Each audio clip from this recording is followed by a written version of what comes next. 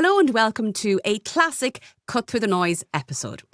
Over the next couple of weeks during the summer, we are working behind the scenes on bringing some new and exciting developments to Cut Through the Noise. So in the meantime, let's check in with some of our most popular episodes of Cut Through the Noise since we launched over 2.5 years ago.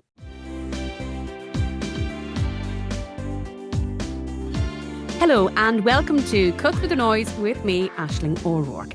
This is the podcast for business leaders who want to increase your sales by elevating your brand through impactful communications and marketing. Here on Cut Through the Noise, we don't just talk theory, we provide you with actionable advice and strategies to help you connect with your audience and grow your business. And thank you for tuning in to today's episode. I hope you've been following us for a while, but if you haven't, don't forget to check out the Cut Through the Noise back catalogue. All our episodes for the last 2 years, or the last year, I should say, are up on our page on thecommunicationscoach.ie, Spotify and Apple Podcast. And please do give us a star rating on Spotify, or if you're feeling generous, leave us a comment on Spotify or a review in Apple. It would all be appreciated. Now, on to today's guest. And when I introduce him first, you might wonder why on earth we're inviting someone from his neck of the woods on to talk to us about communications and marketing. But I hope you will find what the next guest has to say particularly helpful. I'm joined by Captain Niall Downey, a captain as in airline pilot Captain Niall Downey, who happens to be a former cardiothoracic surgeon. Niall, you're very welcome to Cut Through the Noise. Thank you, Aisling. Thanks for having me.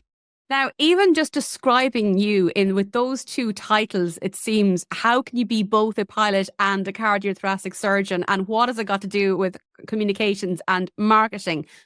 But Niall, you have a particularly interesting career path. And we want to talk to you about the work that you're doing today to help people look at how the aviation sector approaches problem solving and, in a nutshell, and deals with crises. Is that correct to say?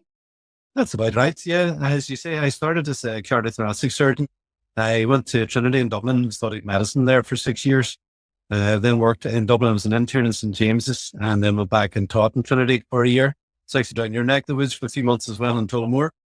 Right.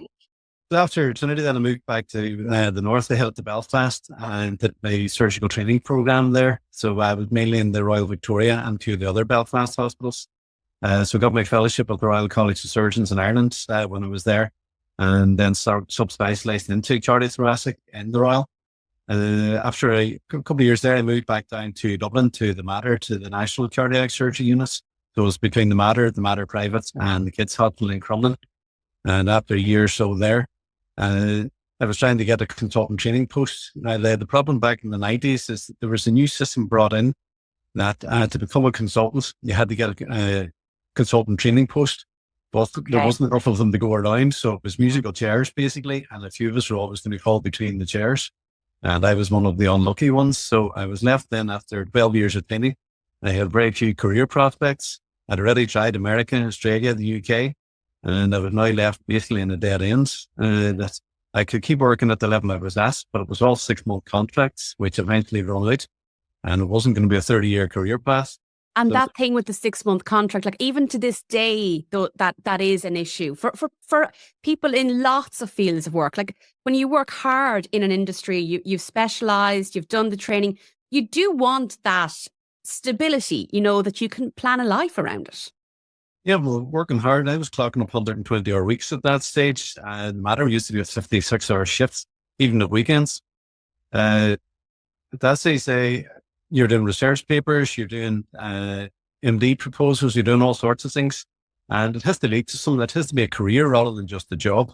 Yeah. That's where I ran into that end then, that it was a job, which was eventually going to run out because you get replaced by someone younger.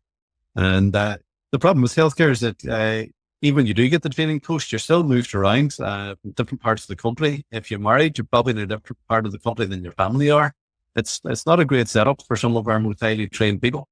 So you decided then, do you know what? I'm going to try and build a different career for myself because this is not working for me. You went and you became a pilot.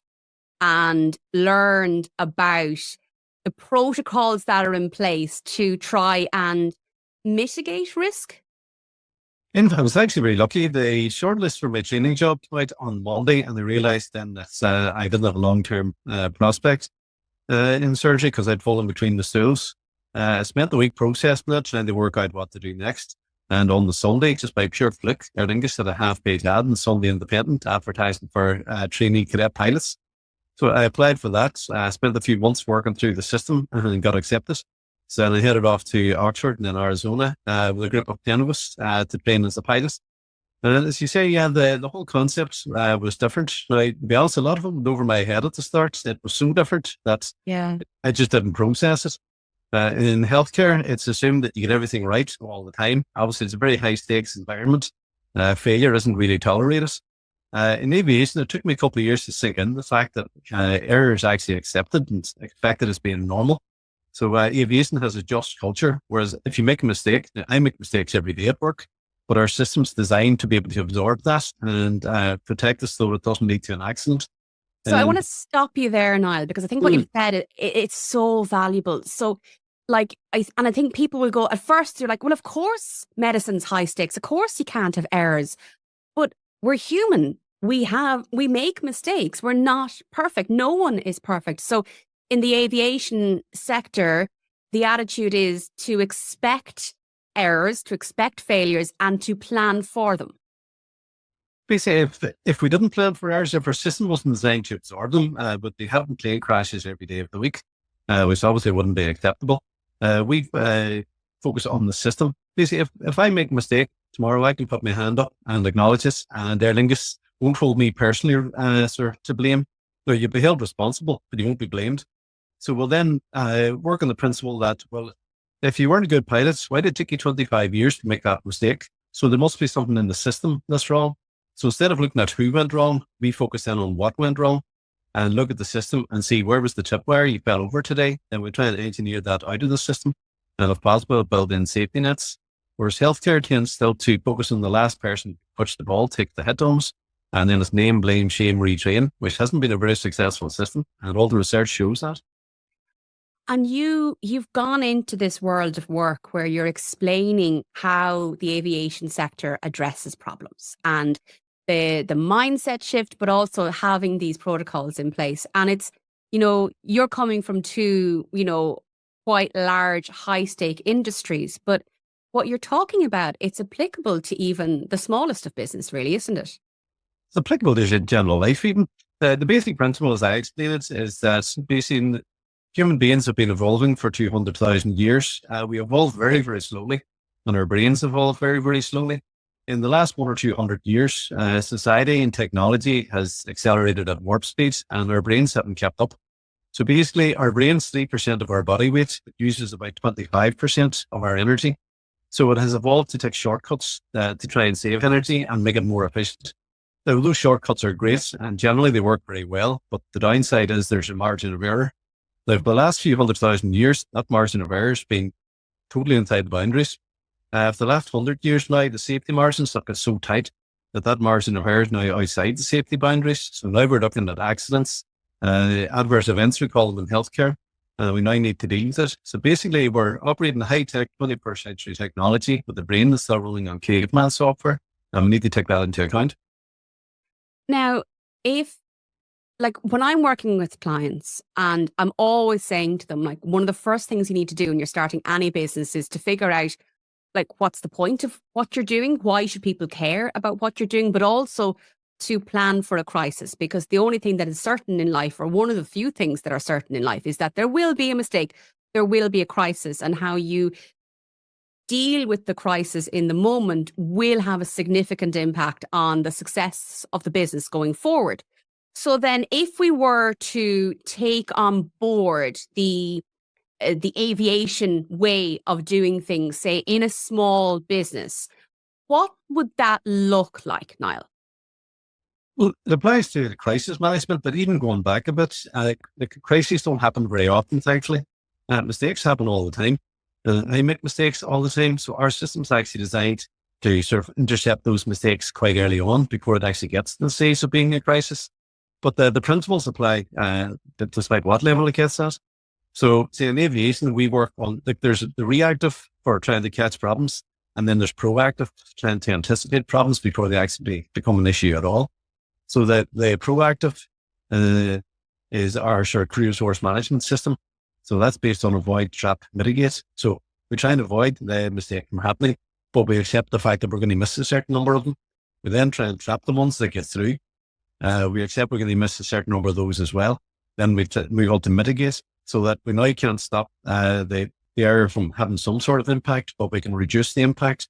So we say, if, for example, in aviation, when I'm coming into the land, say I'm heading off to Barbados tomorrow, I'll take the wheels down at about 7 miles out from the runway. We have a schedule that we timetable through. So I always know to take the wheels down round about then. There's various sort of safety nets to try and prompt me to remember to take the wheels down as we get closer and closer to the ground. The last case, when we get to about 800 feet off the ground, I fly an Airbus A330, it'll actually start talking to me and say, like, too low gear. So it's now too late to cut the wheels down, but we can mitigate the problem because I can clone full power and climb away and come back around and have another go. So again, the avoid is with checklist to try and avoid us getting there. Trap, we've got a final sort of landing check that should pick it up. And if we miss that, mitigate, instead we go around.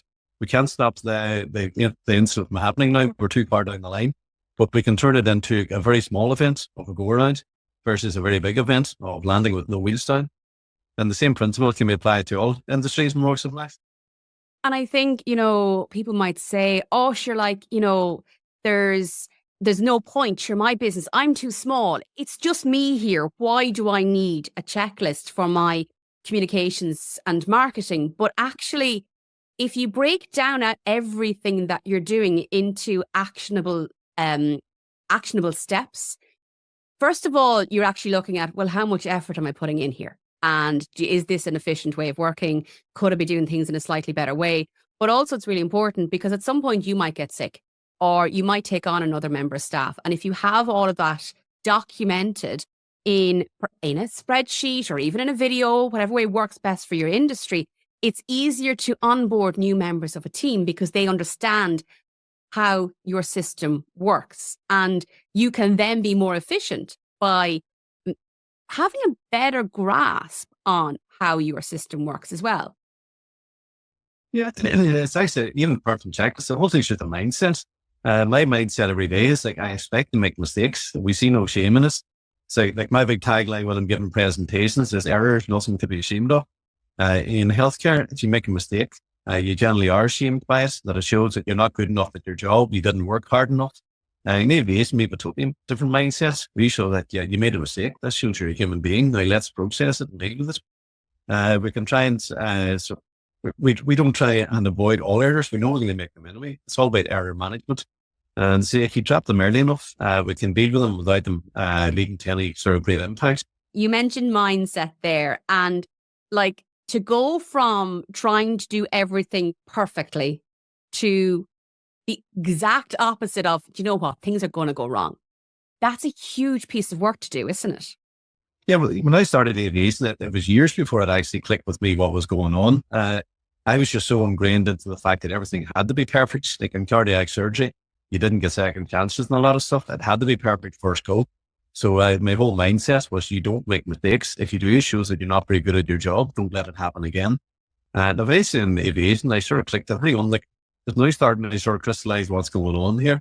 Of course, we make mistakes. That's just taken as read. So now I don't even try and be perfect anymore because I know it's not attainable. And you'll burn so much energy trying to do that. You're going to miss the important things. So now just sort of accept, yes, I'm going to make mistakes. The main thing now is that we avoid, trap or mitigate them. We deal with them as they go on so that the mistake has happened, but it doesn't lead to anything serious. And we just sail on with our day. Let's say tomorrow, I'm doing a 9-hour flight tomorrow. I can make all sorts of mistakes, but we're going to arrive safely at Barbados, please God, because our system is designed to absorb those mistakes and let us deal with them. And speaking of those mistakes or those potential errors, I've had the pleasure of seeing you speak live in person. And even though it was months ago, it was early last year, I think, Niall, I still remember you had an example of, I think it was 2 boxes in a hospital room two different medications side by side. Both are needed in emergency circumstances, but for very different reasons. Can you explain that one for us, if you can remember the example that I'm talking about? Because it just really highlighted how blatantly obvious these potential errors can be when you take the time to look at your surroundings and the system you have in place for work. Yeah, that was drug errors. I think I showed a few different examples that day, but it's so common in healthcare. They actually have a name for it. They're called SALAD drugs, SALAD, sound alike, look alike drugs.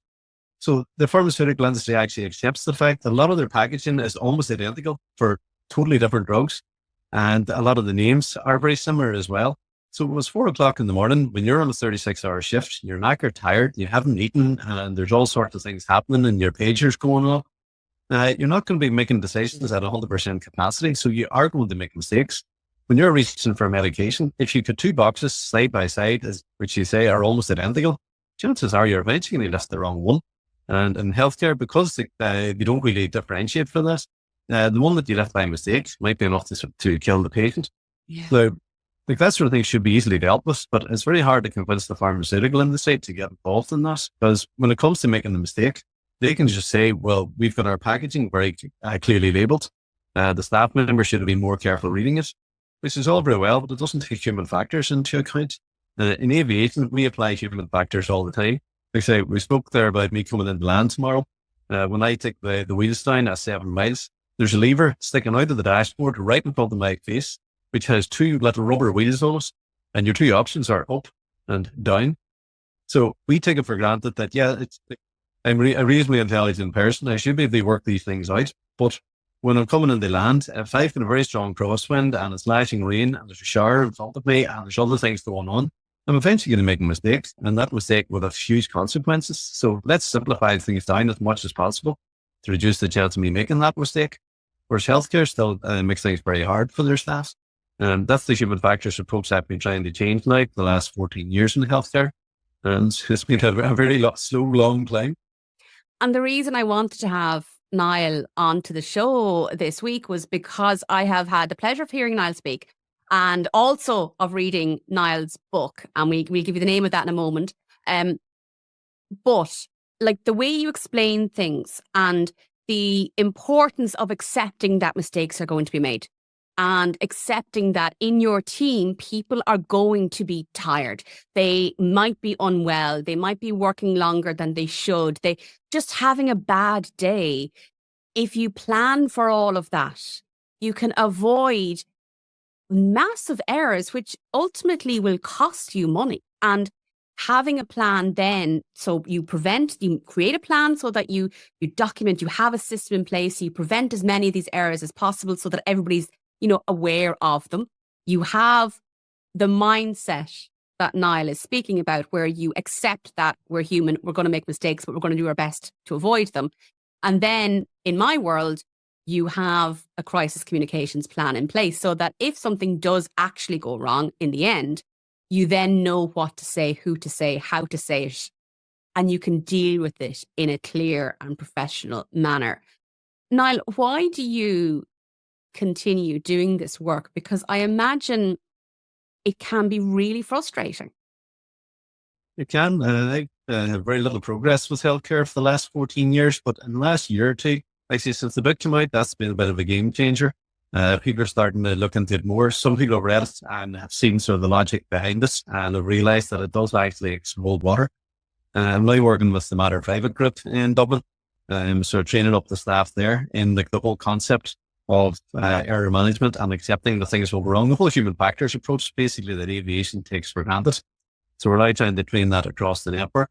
And there's other hospitals getting interested as well. But it is a huge mindset shift, especially in healthcare, where basically error hasn't been tolerated for the last 100 years. And if you did make mistakes, it was name, blame, shame, retrain. And that's their own research has shown that hasn't worked very well. Healthcare research over the last 50 years has shown consistently that when you look at hospital admissions, 10% of them have what they call an adverse event. So a mistake happening that has harmed the patient that was totally unrelated to what they came into the hospital with, basically just a human error. Someone made a simple mistake Like say the drug errors you spoke about there with the salad drugs, they were given the wrong drugs, wrong medication, like the wrong type of route. I mean, healthcare is full of problems like that. Their own research has shown that 10% of the country's healthcare budget gets wasted on the human error. So if we take the Republic of Ireland, for example, the public healthcare budget is around about €20 billion a year. So according to their own research, about 2 billion of that is getting squandered. And again, their own research shows about 70% of those issues could be caught using our aviation safety approach. So basically there's about €1.5 billion on the table up for grabs. So I'll hopefully be in touch with the new Minister for Health the next week or so when she gets settled in and see if I can maybe try and help. It's phenomenal. And when you break it down to like this, just the cost on lives, but financially as well, like it's fascinating hearing you speak about this. And I'm delighted that we were able to get you on the podcast. I really am, because I think it's such important information and it's tangible for people. We can all benefit from it. And I think if we could apply what Niall has said to all of our businesses and how we approach our work, and particularly those of us that are managing a team of people, and that mindset is hugely important. Like in my area, my experience in working in the media industry, it very much is a name, shame and blame culture. You know, there is no room for human error. And I think it's a shame really, because it has seen really, really good people leave the industry as a result of the mindset and the culture around things like that. And perhaps if there was a more proactive and accepting culture of where human errors are going to happen, so this is how we're going to try and mitigate against them, those mistakes would be significantly less. Well, Niall, I know that you have your own organization, you have your book, so give us all the details. How can people find out more about what you do? Well, the organization is Framework Safety Group Limited, with the website, frameworksafety.com. The book is, well, it's about errors. So what else are you going to call it? But oops, why things go wrong. And it's a very distinctive cover as well. It's, if you think of warning signs are yellow and black. So the cover of the book is yellow and black, and it looks as if there's a big tear across the cover where, oops, somebody's torn it, which gives you a sneak preview on the inside. But it's available in all the bookshops around town.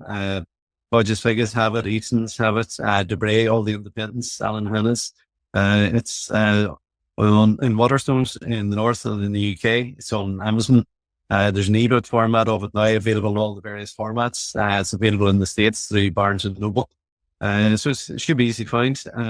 For social media, if you Google me, you should have no problem finding me at all. Just Google Niall Downey. There's a Twitter account, although that's used a lot less in the last few months than it has been. Thanks, Elon. I'm on Blue Sky as well. I'm on LinkedIn. So if you Google me, I'm very easy to find.